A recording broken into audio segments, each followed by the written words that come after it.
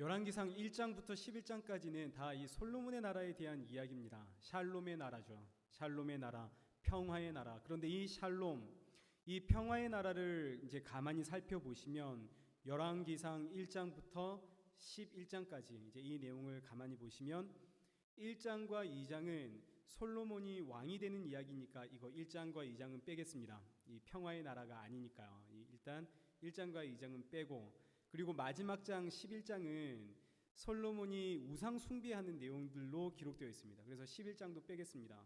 그러고 나면 이제 평화의 나라에 대한 이야기는 3장부터 10장까지입니다.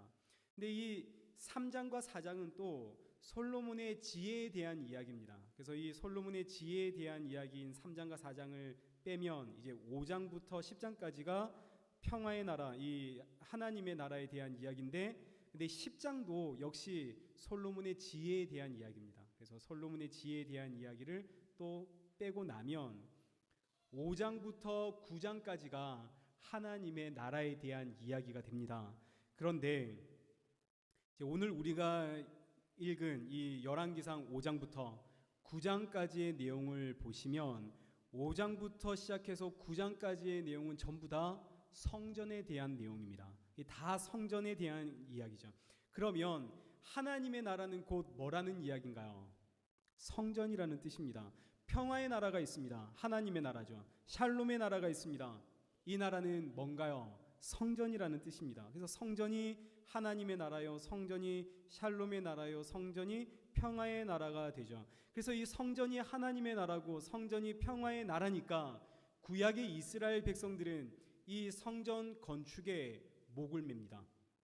그래서 이제 이 이후로 솔로몬이 성전을 건축한 이 이후로 이스라엘의 역사는 전부 다 성전 건축에 대한 역사로 다 도배가 되어 있습니다. 왜요? 성전은 곧 하나님의 나라, 성전은 곧 평화의 나라이기 때문이죠. 성전이 있어야만, 성전이 우리 안에 완공이 되어야만 평화가 우리에게 시작되기 때문에, 그래서 솔로몬의 성전 건축 이후로 구약 성경의 내용을 보시면 이거 전부 다 성전과 관련된 내용입니다. 그래서 열왕기서부터 역대서까지는 성전이 건축되었다, 그리고 성전이 무너졌다라는 이야기고, 시편을 중심으로 하는 이 모든 시가서들은 다 성전을 찬양하는 내용들로 기록되어져 있고, 예레미야에서부터 말라기까지 대선지서와 소선지서는 전부 다 성전을 다시 재건축하는 이야기로 기록되어 있는 거죠. 그래서 이스라엘 백성들은 이 성전 건축에 그렇게 목을 맵니다. 또 이스라엘 백성들이 성전 건축에 목을 매는 또 다른 이유가 하나 있습니다. 그 이유는 성전이 바로 하나님이 이 땅에 거하시는 하나님의 처소이기 때문이죠. 성전이 지어지기 전 하나님은 어디에 계셨나요? 이스라엘 솔로몬이 성전을 건축하죠. 그 성전을 건축하기 전 하나님은 어디에 계셨나요? 성막에 계셨습니다. 아시죠? 성막. 그래서 출애굽기 25장을 보시면 한번 보시죠. 성막을 어떻게 건축해야 되는지에 대한 내용이 출애굽기 25장에 기록되어 있는데, 일단 크게 성막은 두 가지로 나뉘어져 있습니다. 성소가 있고 지성소가 있습니다. 쉽게 이야기하면 성소는 날마다 하나님 앞에 예배드리는 곳, 그리고 이 지성소는 1년에 한 번 들어가서 여기서 하나님을 만나는 곳. 그래서 성막은 성소와 지성소가 있는데, 이 지성소는 하나님이 임재하시는 곳입니다. 지성소 안에는 언약궤가 놓여져 있는데, 이 언약궤 안에는 우리가 잘 알듯이 만나를 담은 항아리가 있고 아론의 쌍난 지팡이가 들어가 있고, 그리고 십계명의 두 돌판이 담겨 있죠.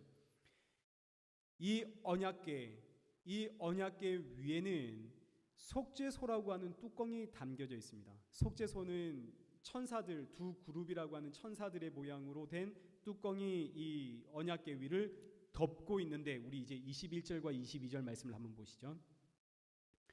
언약궤 위에는 속죄소라고 하는 뚜껑이 덮이는데, 하나님께서 모세와 이스라엘 백성들에게 나는 이 속죄소, 이 뚜껑 위에서 임재해서 내가 너희들을 만나겠다라고 이야기를 하십니다. 그래서 지성소는 하나님이 거하시는 하나님의 처소, 대제사장은 1년에 한 번 이 하나님의 처소인 지성소에 들어가서 언약궤의 뚜껑, 이 속죄소의 앉아 계시는 그 하나님을 만나게 되는 거죠. 속죄소는 하나님의 보좌입니다. 그런데 지금 하나님이 이스라엘 백성들을 만나주는 이곳, 하나님이 임재하셔서 하나님이 좌정하시는 이 언약궤의 뚜껑, 속죄소라고 불리우는 이 언약궤가 이 뚜껑이 아주 특이합니다. 그 이름이 속죄소입니다. 여러분 이걸 이제 머릿속에 잘 기억해 두셔야 합니다. 속죄소의 의미는 뭔가요? 죄를 용서해 주겠다라는 뜻이죠. 그래서 이 속죄소는 그곳에서 이스라엘 백성들의 죄가 용서된다 이런 뜻입니다. 속죄소. 하나님은 나는 여기서 너희들을 만나 주겠다 이렇게 이야기하는 거죠. 그래서 이스라엘을 위한 하나님의 임재는 기본적으로 이스라엘 백성들의 죄 사함과 관련되어 있습니다. 그렇기 때문에 이 속죄소를 우리가 다른 말로 시은소라고도 하고 그리고 시은좌라고도 합니다. 하나님의 죄 사함이 일어나는 하나님의 그 은혜가 베풀어지는 하나님의 보좌라는 뜻으로 시은좌라고도 하죠. 속죄소. 자, 이걸 이제 머릿속에 담으시고 이제 계속 말씀을 한번 들어보겠습니다. 그리고 이제 솔로몬이 성전을 건축합니다. 솔로몬이 성전을 건축을 하고 이제 지성소에 있는 그 하나님의 언약궤를 성전으로 옮기는 거죠. 이제 성전은 지성소가 되었고, 지성소는 하나님의 거처라는 뜻입니다.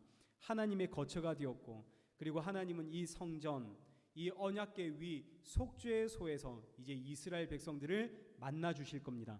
그 내용이 열왕기상 8장 10절과 11절에 기록되어 있는데 한번 보시죠. 성전 안에다가 솔로몬이 이 하나님의 언약궤를 가져다 두었더니 하나님의 영광이 성전 안에 가득했더라. 이제 성막과 성전은 다 하나님이 거하시는 처소가 되어지고 동시에 하나님이 임재하시는 곳이고 하나님이 앉으시는 하나님의 보좌가 있는 곳이고 그곳에서 하나님의 그 죄사함의 역사가 일어나게 되어집니다. 이게 성막이고 성전인 것이죠. 그러니 이스라엘 백성들이 이 성전을 어떻게 감히 소홀히 대할 수 있겠습니까? 성전은 평화의 나라, 성전은 하나님이 임재하시는 곳, 성전은 하나님의 초소, 성전은 하나님의 보좌, 성전은 죄사함의 역사가 일어나는 곳. 그런데 문제는 지금까지 제가 여러분들에게 언급했던 이 모든 내용들이 다 이스라엘 백성들의 틀린 생각이라는 게 문제입니다. 이게 다 지금 틀린 이야기입니다. 여러분 이 이야기를 아주 많이 들었겠지만 잘못된 내용이죠. 이거 이스라엘 백성들의 생각이었습니다. 근데 지금 문제는 이스라엘 백성들이 성전에 대해서 너무나 무지했기 때문에 이 성전은 하나님의 나라, 이 성전은 하나님의 처소, 하나님의 보좌, 이 성전에선 죄사함이 용서가 일어나는 곳. 근데 이게 다 틀린 생각이었기 때문에 하나님께서 이 성전을 허물어뜨리는 거죠. 우리 열왕기상 9장 7절과 8절 말씀을 한번 보시죠.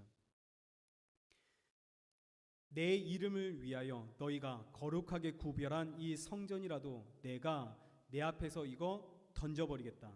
이 성전을 아무리 높고 화려하게 만들었다 하더라도 지나가는 자마다 다 비웃을 것이다. 그리고 실제로 하나님께서 이 솔로몬의 성전을 집어다가 던져버렸습니다. 이스라엘의 성전, 솔로몬 왕이 건축한 이 성전, 이스라엘 백성들이 생각할 때 성전은 평화의 나라요, 하나님이 거하시는 처소요, 하나님의 보좌라고 생각한 이 성전 하나님이 집어다가 던졌습니다. 그거 아니라는 거죠. 솔로몬의 성전이 무너졌습니다. 이스라엘 백성들이 이 성전 다시 건축하죠. 왜냐하면 성전은 평화의 나라고, 성전은 하나님의 보좌고, 성전은 하나님이 임재하는 곳이고, 그래서 이스라엘 백성들은 목숨 걸고 성전을 다시 재건축하죠. 그랬더니 하나님이 어떻게 하시나요? 그 다음에 이 성전도 다시 집어서 던져버리십니다. 그거 아니라는 거죠. 너희의 생각이 틀렸다. 그런데 오늘날 하나님께서 집어 던져버린 그 이스라엘 백성들의 사고, 그 틀린 생각, 잘못된 생각을 그거 주워 와서는 우리도 성전을 건축하자고, 하나님이 기뻐하신다고, 성전은 하나님의 처소고 하나님이 임재하는 장소고 하나님의 보좌다라고 외치면 안 됩니다. 그런 성전은 하나님이 집어다 던집니다. 하나님이 대체 언제 우리에게 성전 지으라고 했는지 한번 생각해 보시죠. 하나님 우리에게 성전 지으라고 했나요? 성전은 하나님의 명령에 의해서 지어진 것이 아닙니다. 다윗이 마음에 감동이 있어서 나도 이렇게 좋은 궁전, 백향목으로 지어진 궁전에 사는데 하나님이 저 천막 텐트에 살고 있다니 제가 천막 짓고 싶습니다라고 시작된 게 천막입니다. 하나님이 원해서 지어진 천막이 아니라 사람 다윗이 원해서 지어진 것이 성막입니다. 이거 여러분 아마 지금 계속 마음속에 혼동이 생길 수도 있고 이거 조금 부딪힐 수도 있는 내용인데 여러분 이거 계속 들으셔야 됩니다. 성경은 항상 성경으로 푸는 거죠. 구약 성경은 신약 성경으로 푸는 것이고 신약 성경은 구약 성경으로 푸는 겁니다. 우리 사무엘하 7장 1절과 2절 말씀을 보겠습니다. 어느 날 다윗이 나는 백향목 궁에 살고 있는데 하나님의 궤는 회장, 천막, 텐트라는 뜻입니다. 이 텐트 안에 있구나. 그래서 성전 건축에 대한 뜨거운 마음을 가졌습니다. 이 땅에 살아가고 있는 모든 사람들의 종교성은 다 똑같습니다. 내가 모시는 신을 좀 더 근사하고 멋진 곳에 두고 싶은 것, 이건 모든 사람들의 종교성입니다. 그리고 이 땅에 존재하는 모든 종교는 다 그 종교를 위해 예배드리는 제사장이 있고 그리고 그 신을 모셔두는 신당이 있습니다. 신전이 있죠. 그 신전에 누가 거하시나요? 신이 거하는 겁니다. 그래서 다윗도 하나님을 위해서 보다 멋지고 근사한 신전을 만들고 싶었습니다. 그러자 하나님께서 다윗에게 뭐라고 했는지 여러분 기억나시죠? 우리 이거 이미 사무엘하 설교하면서 다 들었던 내용입니다. 우리 5절 말씀 보시죠. 가서 이제 나단에게 하나님이 나단에게 가서 내 종 다윗에게 말하기를 여호와께서 이와 같이 말씀하시되 내가 나를 위하여 내가 살 집을 건축하겠느냐? 네가 어떻게 내가 살 집을 건축하겠느냐라고 이야기를 하는 거죠. 그리고 7절 내가 언제 나를 위하여 백향목으로 만들어진 집 만들어내려고 했느냐? 이게 하나님의 말씀입니다. 하나님께서 지금 다윗에게 오히려 반문하는 거죠. 네가 어떻게 나의 집을 지을 수 있느냐? 여러분 이 의미는 사람이 어떻게 하나님의 집을 지을 수 있느냐라는 하나님의 반문입니다. 여러분 사람이 하나님의 집을 어떻게 지을 수 있나요? 사람은 하나님이 거하는 집 지을 수가 없죠. 성전이라고 하는 의미는 거룩한 전, 하나님이 임재하시는 하나님의 집이라는 뜻입니다. 그럼 이제 우리가 이걸 성경적인 상식으로 한번 생각해 보시죠. 성경은 이 땅에 존재하는 모든 사람을 다 뭐라고 이야기하나요? 죄인이라고 이야기합니다. 죄인은 부정한 사람이죠. 부정한 사람이 만지는 모든 것이 다 어떻게 되어집니까? 다 부정해집니다. 그래서 사람이 만드는 모든 것에는 전부 다 무엇이 뚝뚝 묻어 떨어질까요? 죄가 뚝뚝 묻어 떨어지게끔 되어 있습니다. 사람이 하나님을 위해서 크고 화려한 전을 화려하게 지었습니다. 근데 거기엔 뭐가 떨어질까요? 죄가 뚝뚝 묻어 떨어지는 거죠. 사람은 부정한 존재입니다. 죄인이죠. 부정한 사람. 그 부정한 사람이 성전을 만들었습니다. 그 성전은 부정한가요? 거룩한가요? 그러니 사람이 아무리 하나님을 위해 화려하게 성전을 지었다 한들 그건 성전이라 부를 수도 없고 거룩하신 하나님은 죄가 뚝뚝 묻어 떨어지는 그 집에 들어가 살 수가 없습니다. 어떻게 하나님이 사람이 만든 부정한 죄가 뚝뚝 묻어 떨어지는 그 안에 거할 수 있겠습니까? 이거 완전히 불가능한 일인 것이죠. 그래서 하나님이 다윗에게 묻는 겁니다. 7절 5절 네가 어떻게 나를 위해 집을 지을 수가 있느냐? 그리고 7절 내가 언제 너에게 내 집 지어달라고 하더냐? 하나님이 가르쳐 주는 거죠. 사람이 만든 집에서 나는 살 수가 없다. 사람이 만든 집에서 나는 살아갈 수 없다. 그래서 사도 바울이 구약 성경을 깨닫고 나자 사도행전 17장 22절부터 한번 보시죠. 이런 놀라운 이야기를 하게 됩니다. 사도 바울이 이제 22절 말씀을 보시면 이방인들을 전도하러 가죠. 아덴이라고 하는 지역에 갑니다. 그런데 23절 이 아덴이라고 하는 사람들의 그 종교성이 얼마나 놀라운지 알지 못하는 신에게라는 단도 쌓아가지고 제사를 드립니다. 이 아덴 사람들에게 복음을 전달하는 사도 바울의 첫 마디가 뭔지 한번 보시죠. 24절. 우주와 그 가운데 모든 만물을 지으신 하나님께서는 천지의 주제신이 함께 있습니다. 시작. 손으로 지은 전에 계시지 아니하시고. 이건 지금 당대의 그 사람들에겐 충격적인 내용입니다. 당시의 모든 종교는 다 신을 모시는 신전이 있습니다. 신은 그 신전 안에 삽니다. 그런데 사도 바울은 하나님은 사람의 손으로 지은 전에 계시지 않는다라고 가르치는 것이죠. 하나님은 어떤 장소에 제한받는 분이 아니라 온 우주와 만물을 창조하시고 지배하시는 영원한 분이시기 때문에 영원이라는 이 의미는 시간과 공간을 초월한다는 뜻입니다. 이게 성경의 가르침입니다. 하나님이 어떻게 사람이 손으로 지은 전에 계실 수 있습니까? 그럴 수가 없죠. 사람이 손으로 지은 전, 이게 성전입니다. 하나님은 성전에 계시지 않습니다. 성전이란 존재할 수가 없는 거죠. 성전이 있나요, 없나요? 성전이라 부를 뿐 성전이란 없습니다. 여러분, 오늘날 이 신약 시대에 성전이 있나요, 없나요? 이거 참, 저는 어릴 때 성전이 있다라고 배웠습니다. 이 예배당, 이 교회를 성전이라고 배우며 자랐습니다. 근데 성전이란 없습니다. 신약 성경을 한번 보시죠. 마태복음부터 시작해서 요한계시록까지 성전이 있나요, 없나요? 성전은 등장하지 않습니다. 성전이란 존재하지 않기 때문입니다. 근데 우리가 이거 지어놓고 이 건물이 성전이라고, 하나님이 거하시고 하나님이 임재하시는 것이라고 하면 하나님 어떻게 할까요? 그거 집어 던질 뿐이죠. 사람의 손으로 만들어지는 그런 성전이란 존재하지 않습니다. 성전이라고 지어놓으면 하나님이 집어 던집니다. 그래서 구약 성경을 보시죠. 이스라엘 백성들은 계속 성전을 짓고 하나님은 계속 그 성전을 집어 던집니다. 이게 구약의 역사입니다. 성전이란 없죠. 아니, 목사님, 교회가 성전 아닙니까? 그거 아닙니다. 교회와 성전은 같은 것이 아닙니다. 이거 구분해야 됩니다. 일단 제가 성전에 대한 이야기를 마무리 짓고 교회가 무엇인지에 대해서 여러분께 설명드리겠습니다. 하나님께서 다윗에게 네가 어떻게 내 집을 지을 수 있느냐? 내가 언제 너에게 집 지어 달라고 했느냐? 너희는, 사람은 나의 집을 지을 자격이 없다라고 하시면서 너무나 중요한 말씀을 그 다음 이어서 하는 거죠. 사무엘하 7장 12절과 13절 말씀을 보시죠. 네가 너의 수완이 차서 조상들과 함께 누울 때에 너의 몸에서 날 너의 씨가 너의 나라를 견고하게 할 텐데 그는 내 이름을 위하여 집을 건축할 것이다. 너의 씨가 나의 집을 건축할 것이다 라는 놀라운 이야기를 이제 하게 됩니다. 다윗의 씨가 하나님의 집을 건축한다는 거죠. 자, 그러면 이제 한번 보시죠. 사람은 하나님의 집을 건축할 수 있나요, 없나요? 사람은 하나님의 집을 건축할 수 없습니다.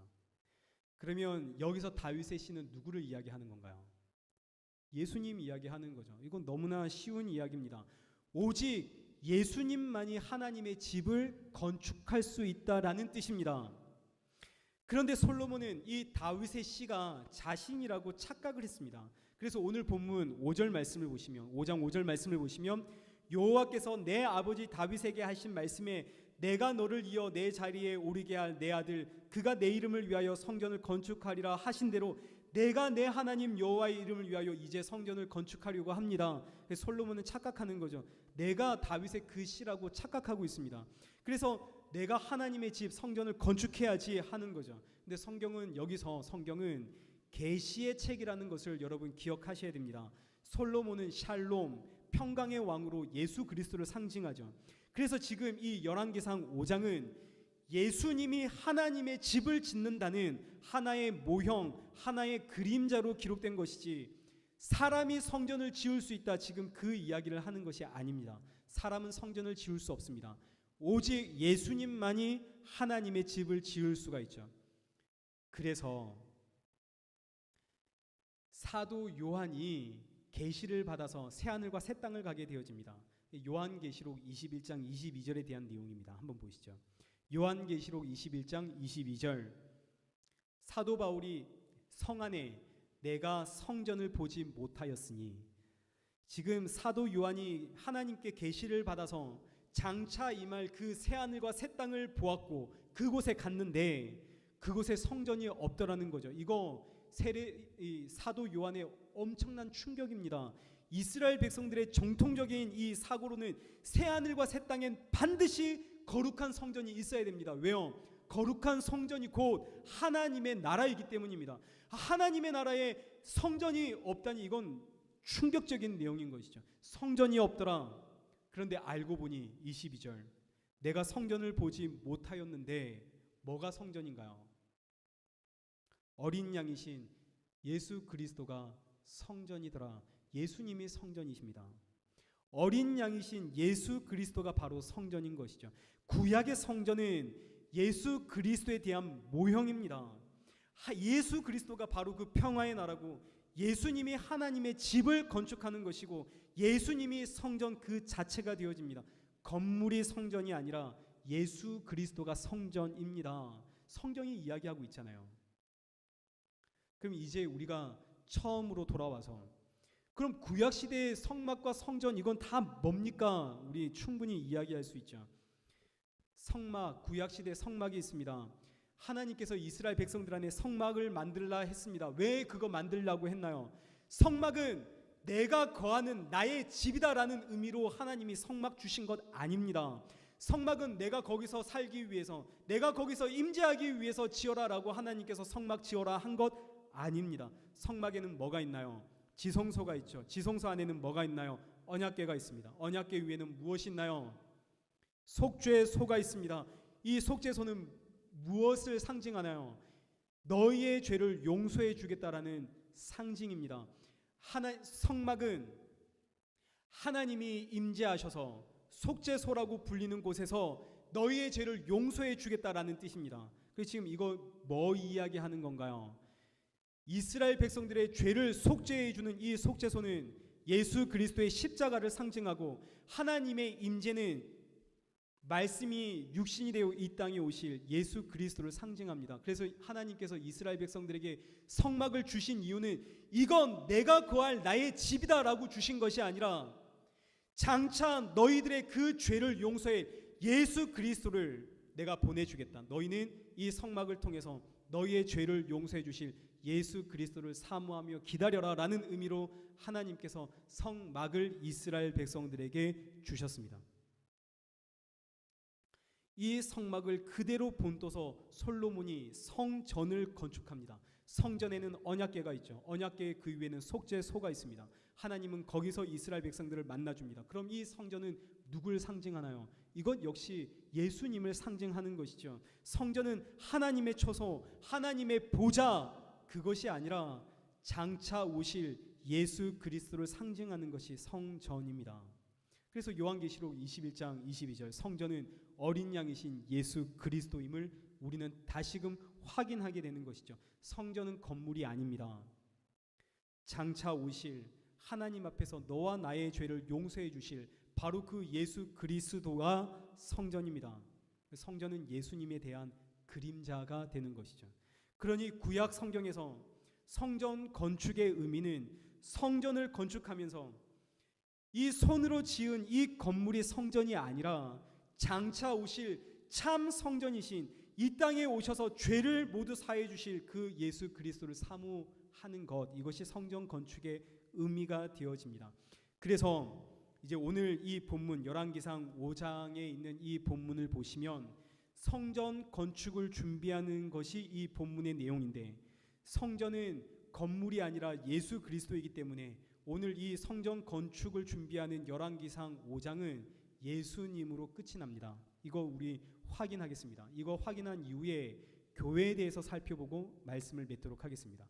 이제 5장의 내용은 이렇습니다. 1절, 솔로몬이 왕이 되었다는 소식을 듣고 두로 왕 히람이 사절단을 솔로몬 왕에게 보냅니다. 두로 왕 히람은 다윗을 너무나 사랑했던 사람입니다. 그래서 6절, 솔로몬이 이 사절단을 통해서 성전 건축하고 싶다라는 이야기를 두로 왕에게 보냅니다. 그래서 두로 왕에게 성전을 건축하고 싶은데 백향목을 수입하고 싶습니다.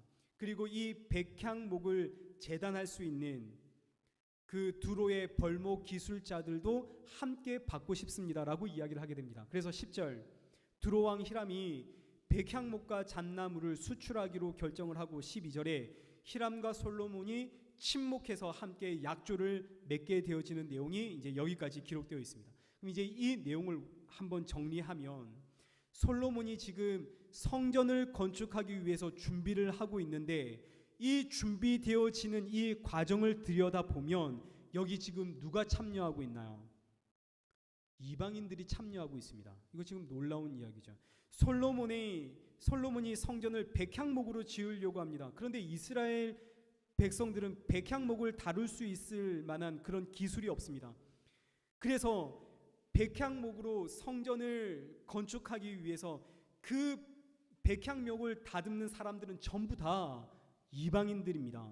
그러니 지금 이 하나님의 성전은 처음부터 누구와 누구의 합작품이 되나요?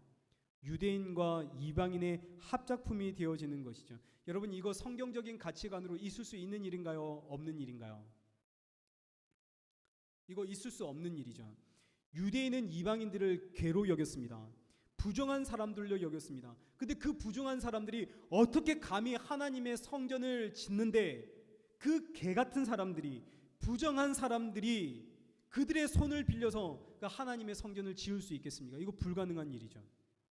이방인들, 이 부정한 사람들로 인해 만들어진 성전은 애초에 성전이 될 수 없죠. 그러니 사실상 구약의 성전이란 존재할 수가 없습니다. 성전이라고 부를 뿐이죠. 사람의 손으로 만든 건 성전이 될 수 없습니다. 성전은 오직 예수 그리스도입니다. 그러면 이제 이 본문을, 이 성전을 예수 그리스도다라고 집어넣고 보시면 이거 이제 아주 놀라운 말씀이 되어집니다. 여러분 보시죠. 지금 이 성전을 예수님이라고 보면 유대인과 이방인이 하나가 되어서 성전을 건축하고 있죠. 성전, 유대인과 이방인이 하나가 되어져 버리는 그들의 막힌 담이 이 성전을 중심으로 허물어지는 장소가 되어지고 맙니다. 놀라운 이야기입니다. 여러분, 이게 에베소서 2장과 연결이 되어지죠. 에베소서 2장 13절부터 16절 말씀 한번 보시죠. 이제는 전에 멀리 있던 너희가 그리스도 예수 안에서 그리스도의 피로 가까워졌느니라. 그는 우리의 화평이신지라. 둘로 하나를 만드사 원수된 것 곧 중간에 막힌 담을 자기 육체로 허무시고 이는 이 둘로 자기 안에서 한 새 사람을 지어 화평하게 하시고 십자가로 이 둘을 한 몸으로 하나님과 화목하게 하려 하심이라. 원수된 것을 십자가로 소멸하시고. 놀라운 이야기가 되어집니다. 열왕기상 5장에 있는 이 본문은 자기의 육체로, 자신의 피로 유대인과 이방인들의 그 막힌 담을 허무시는 예수 그리스도에 대한 말씀이 되는 것이죠. 그리고 나서 이어지는 내용은 솔로몬 왕이 이제 성전을 건축함에 필요한 그 역군들, 일꾼들을 동원하는 내용들이 이제 성경에 기록됩니다. 그래서 13절과 14절의 말씀을 보시면 레바논에서 나무를 베는 사람들, 그 수가 3만 명입니다. 레바논에서 나무 베는 이 사람들은 유대인들은 아니겠죠. 이 두로 왕 히람의 일꾼들이겠죠. 3만 명. 그리고 15절에 보시면 일꾼, 짐꾼, 그 짐을 나눈 사람이 7만 명, 돌을 다듬는 사람들이 8만 명, 그리고 16절에 그들을 관리하는 감독들의 수가 3,300명, 도합 18만 3,300명이라는 어마어마한 수가 무려 7년에 걸쳐서 이 성전을 건축하게 되어집니다. 여러분, 솔로몬의 나라는 평화의 나라죠. 평화의 나라인데 18만 3,300명이라는 이 어마어마한 사람들이 무려 7년 동안 강제 노역을 하게 되어집니다. 평화가 있을까요, 없을까요? 총감독관이 14절 아도니람이라고 하는 사람이 성전을 건축하는 이 총감독관 지휘관입니다. 자, 이제 한번 보시죠. 성전을 우리가 건축, 이 건물이라고 생각을 하면 성전, 그래서 이 성전이 하나님이 거하시는 초소, 하나님의 임재의 장소, 하나님께서 죄를 용서해 주시는 장소, 하나님의 보좌라고 우리가 생각을 한다면 이 거룩한 집을 짓고 있는 이 아도니람, 이 거룩한 집을 총 감독하고 있는 이 아돈이람은 정말 얼마나 축복받은 사람인가요? 하나님의 집을 짓고 있는 이 아돈이람은 그야말로 복된 사람입니다. 하나님께서 그를 축복해야 하지 않겠습니까? 하나님의 성전을 짓고 있는데요. 그런데 여러분, 놀라운 내용이 성경에 기록되어 있습니다. 아마 여러분 아실까요? 12장 18절. 성전 건축을 지휘했던 아돈이람은 이스라엘 백성들에게 돌에 쳐맞아 죽습니다. 이거 아셨습니까? 성전을 건축하고 성전을 총지휘했던 아돈이람입니다. 하나님께 복받아야 되지 않나요? 그런데 그는 이스라엘 백성들에 의해서 돌에 쳐맞아 죽습니다. 저주받아 죽죠. 왜요? 성전은 건물이 아니라는 강력한 하나님의 메시지입니다. 성전은 예수님인 것이지, 성전을 건물로 생각하고 성전이라고 하는 이 건물을 이 땅에 하나님의 전, 하나님의 집, 하나님의 처소, 하나님의 보좌 이렇게 생각하면 그게 바로 우상 숭배다라는 하나님의 강력한 메시지입니다. 그리고 나서 열왕기상 5장 이렇게 끝이 납니다. 17절과 18절 말씀을 보시죠. 성전 건축을 위해서 크고 귀한 돌을 떠다가 다듬어서 성전의 기초석으로 만들죠. 이렇게 열왕기상 5장이 끝이 납니다. 이 크고 귀한 이 돌을 중심으로 해서 솔로몬의 건축자와 히람 이방인들의 건축자가 하나가 되어집니다. 역시 동일한 말씀으로 끝이 나는 거죠. 이 크고 귀한 돌, 이 성전의 기초석을 중심으로 유대인과 이방인들이 하나가 되어지며 끝이 나더라. 이 누구 이야기인가요? 이 크고 귀한 돌, 성전의 기초석, 이걸 다른 말로 모퉁이 돌, 이거 누구신가요? 예수님이시죠. 예수님에 대한 이야기입니다. 그래서 에베소서 2장, 이 에베소서 2장은 오늘 본문과 아주 긴밀하게 연결되어져 있는데 에베소서 2장 20절 말씀 보시죠. 그리스도 예수께서 친히 모퉁이 돌이 되셨느니라. 성전입니다.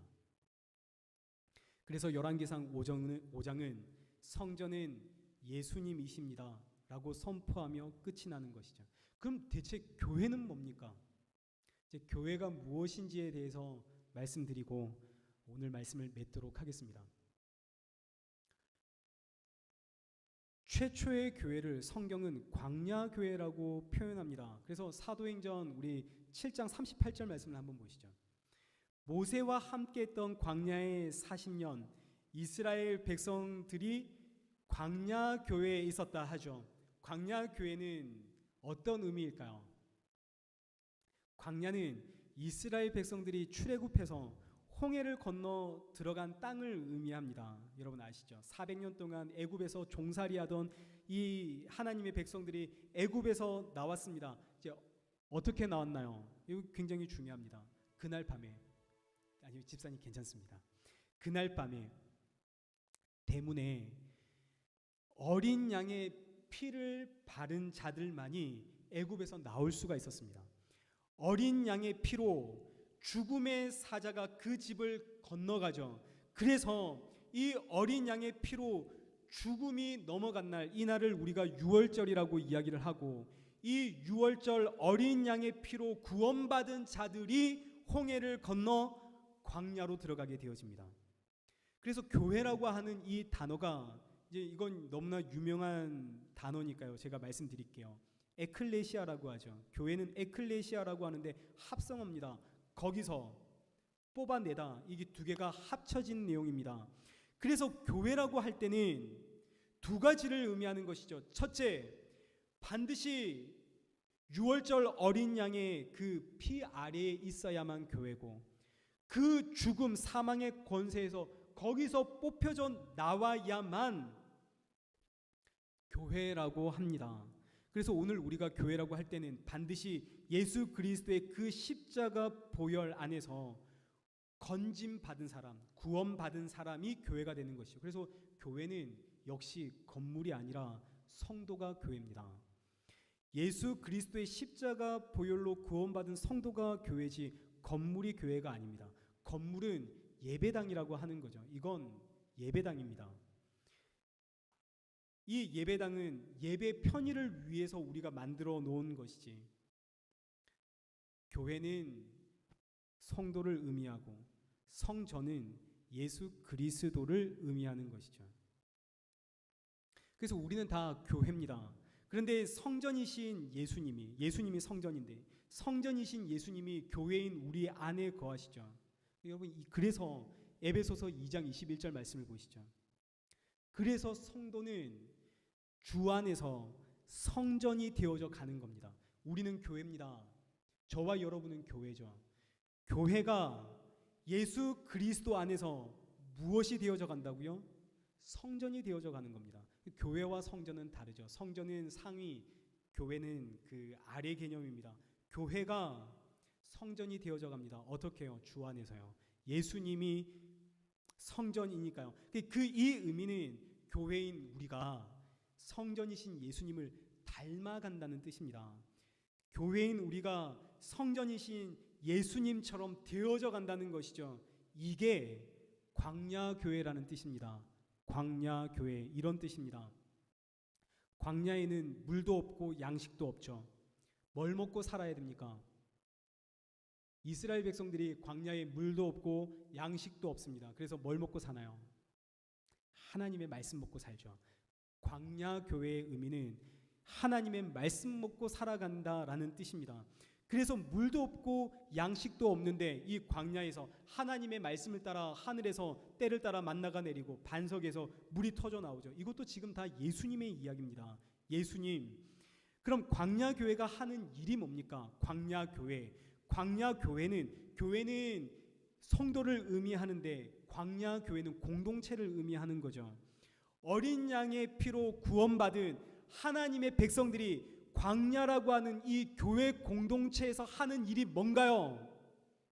하늘의 만나와 반석의 물을 먹고 마시는 일이 광야 교회가 하는 일입니다. 그래서 오늘날 교회라고 하는 저와 여러분들이 이 교회 공동체 안에 모여서 하는 일은 뭔가요?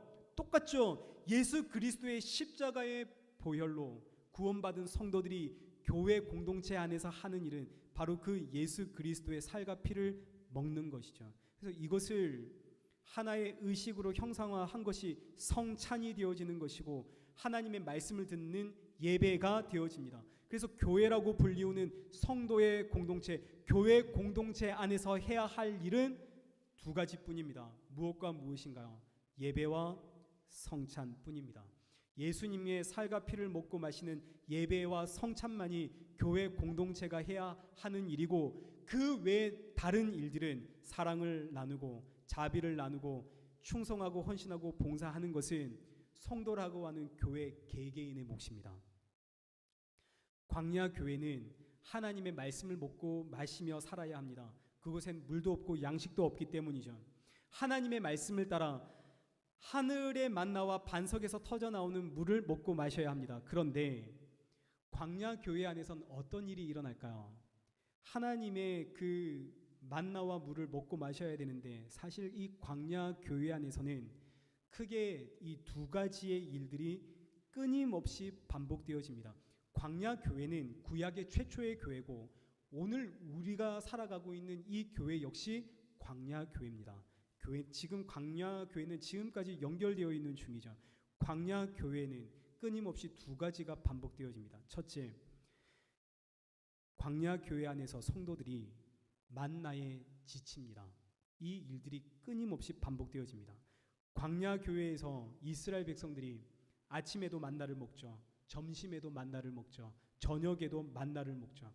엄마 오늘 아침 뭐예요? 만나란다. 오늘 점심은 뭐 먹을까요? 만나란다. 내일 그럼 저녁은 뭐 먹을까? 만나란다.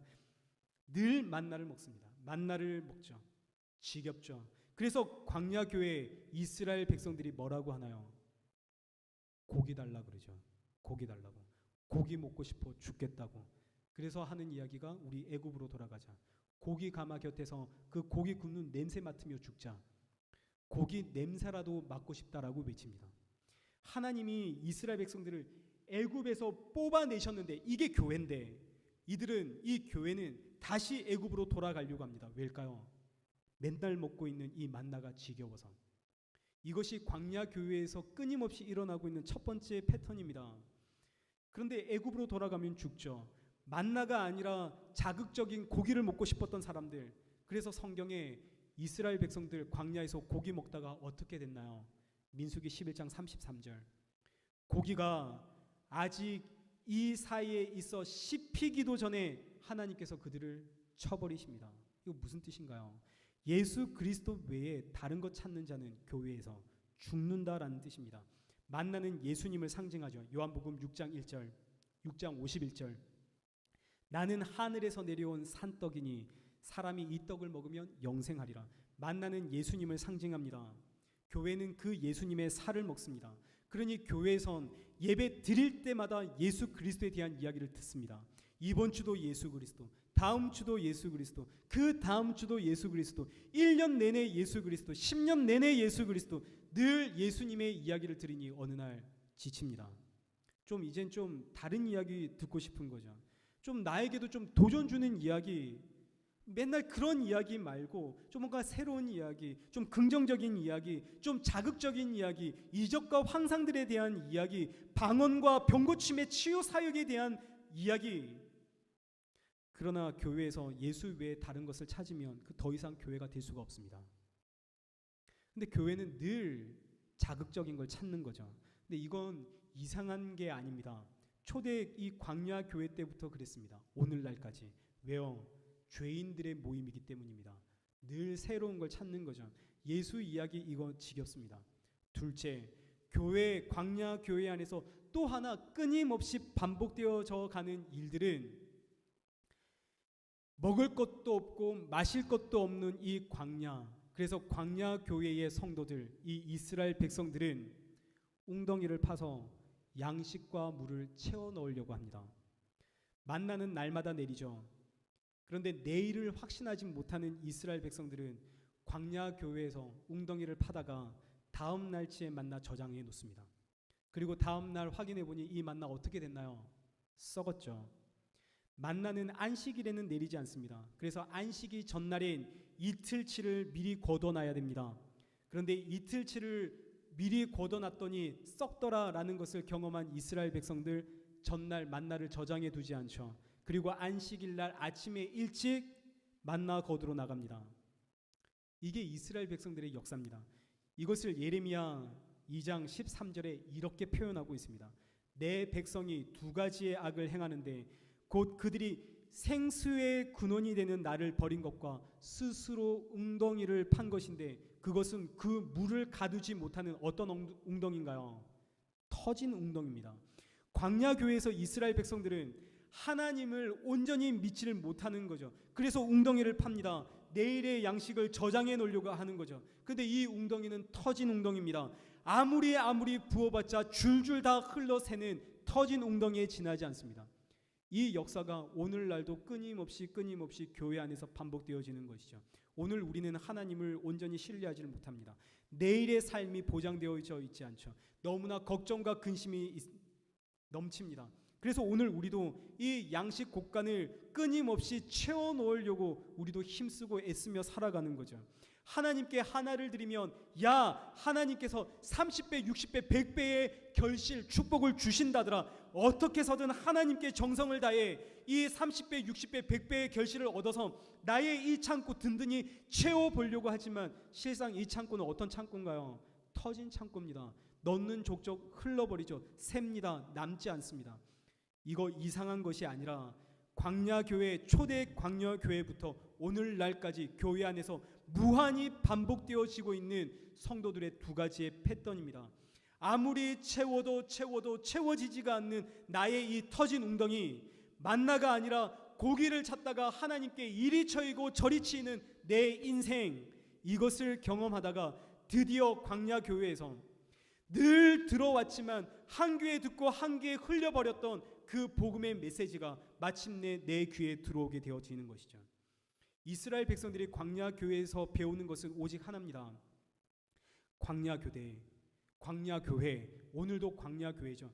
수천 년 전에 그 광야교회가 오늘날까지 이어지는데 이 광야교회에서 성도가 배우는 것은 오직 하나뿐입니다. 뭘 배울까요? 신명기 8장 2절부터 한번 보시죠. 신명기 8장 2절. 내 하나님 여호와께서 40년이라고 하는 이 광야 교회를 너희를 이끌어 간 것은, 너희를 걷게 하신 것은, 하나님께서 우리를 광야의 삶으로 이끄시는 이유는 3절. 이 광야에서 나를 낮추시고 때로는 나를 줄이게 하시고, 그리고 이 세상이 도무지 알지 못하는 만나로 나를 먹여가시는 이유는 바로 사람이 떡으로만 사는 것이 아니라 여호와의 입에서 나오는 모든 말씀으로 사는 줄 알게 하려고. 여러분, 이겁니다. 이것 하나 교회에서 가르칩니다. 이거 하나 배우는 것이죠. 이스라엘 백성들 40년이라고 하는 광야 이 생활을 마치고 드디어 요단강 건너서 약속의 땅으로 들어가죠. 이거 하나 배우고 요단강을 건넌다는 뜻입니다. 이거 하나 배우고, 오늘날 우리가 이 땅에서 예수님을 믿으며 살아가다가 예수님을 믿고 죽을 때까지 우리가 교회에서 배우는 건 뭘까요? 하나입니다. 하나. 사람은 떡으로만 사는 것이 아니라 하나님의 입에서 나오는 그 모든 말씀으로 사는 것이구나. 내 삶에 일어나고 있는 그 수없이 많은 사건들과 매주 드리는 이 예배를 통해서 성도는 이거 하나 배우는 것이죠. 사람은 여호와의 입술에서 나오는 그 모든 말씀으로 살아가는 것이구나.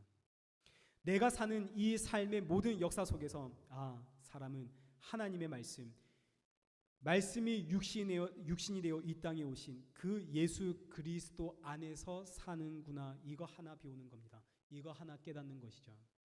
나는 이제 십자가에서 죽었고 이제 내가 사는 것은 내가 아니라 내 안에 계시는 예수님이 사는 것이구나. 이거 하나 깨닫고 우리는 요단강을 건너 하나님께로 간다는 뜻입니다. 지금 우리가 광야교회에 살고 있습니다. 여러 가지 일들을 통해서 결국 깨닫게 되는 것은 하나님의 말씀으로 사는 것, 예수 그리스도 안에서 사는 것, 이제 내가 사는 것이 아니라 예수님이 사는 것, 이거 하나 배운다고요. 이것이 바로 주 안에서, 교회인 우리가 주 안에서 성전이 되어져 간다는 뜻입니다. 예수님 닮아간다는 뜻인 것이죠. 말씀을 맺겠습니다. 광야교회에서 우리는 말씀으로 살아가는 것 배웁니다. 이거 하나 배웁니다. 근데 사실 우리는 이 땅에 살아가고 있는 모든 성도는 다 말씀으로 살아가려고 하는 마음도 없고 생각도 없습니다. 여러분, 이 세상 어떻게 창조되었나요? 말씀으로 창조되었죠. 우리 어떻게 창조되었나요? 말씀으로 창조되었죠. 우리가 살고 있는 이 모든 것 다 말씀으로 창조되었습니다. 그래서 로마서 11장 36절, 만물이 주에게서 나오고 주로 말미암고 주에게로 돌아갑니다. 여기서 주란 말씀이신 예수 그리스도를 의미하죠. 주라고 하는 자리에 말씀 집어넣어 보시죠. 그러면 만물이 말씀에서 나오고 말씀으로 말미암고 말씀으로 돌아가게끔 되어 있습니다.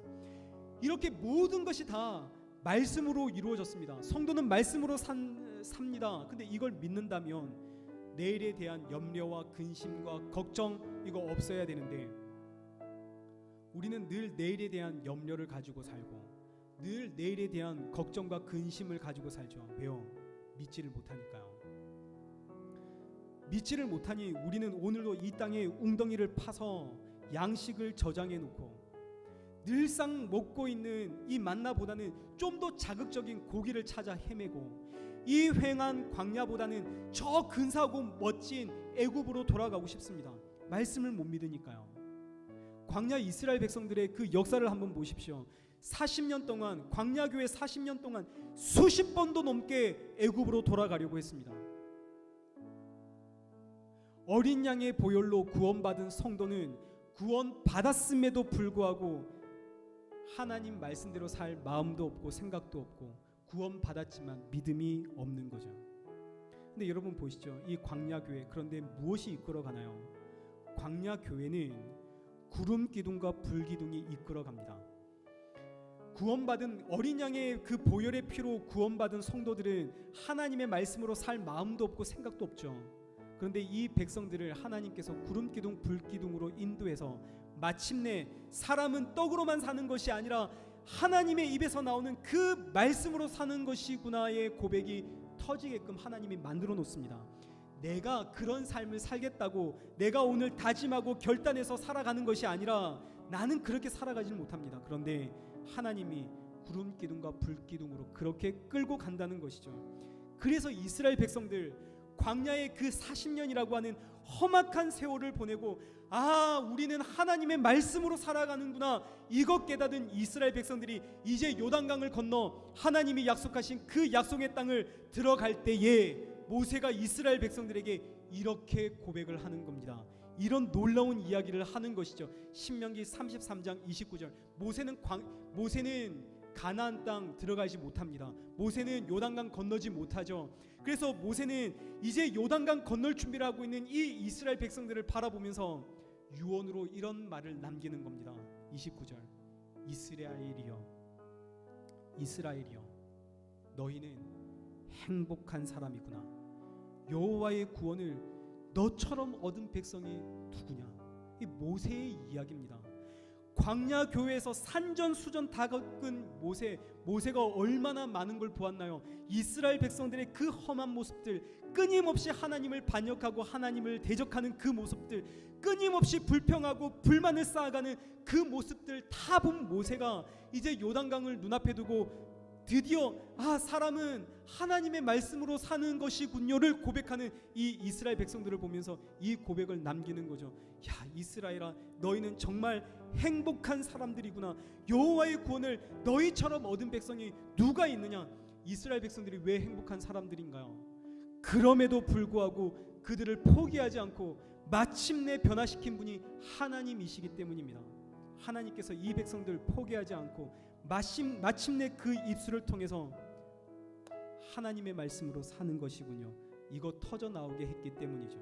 그래서 모세가 외칩니다. 이스라엘아, 너는 행복한 사람이구나. 모세의 그 고백이 오늘 우리에게 동일하게 주어집니다. 우리는 행복한 사람입니다. 여러분 믿으십니까? 하나님이 우리를 그냥 두지 않으시죠. 하나님이 내 자녀도 그냥 두지 않으십니다. 버려두지 않죠. 지금은 원망하고 지금은 불평하고 지금은 하나님을 대적하고 지금은 반역하지만 그러나 하나님은 반드시 우리를 그냥 두지 않고 하나님의 자리로, 성전의 자리로 우리를 끌고 가십니다. 사람은 떡으로만 사는 것이 아니요 하나님의 말씀으로 사는 것임을 알게 하는 것이죠. 사랑하는 성도 여러분, 이 한 주 어려울 때마다 나를 연단하시고 나를 만들어 가시고 나를 완성해 가시는 그 하나님을 기억하면서 힘들수록 난 정말 행복한 사람이구나, 이걸 깨닫는 저와 여러분 되시길 축원합니다. 우리 이 시간 찬양하겠습니다. 주여 우린 연약합니다.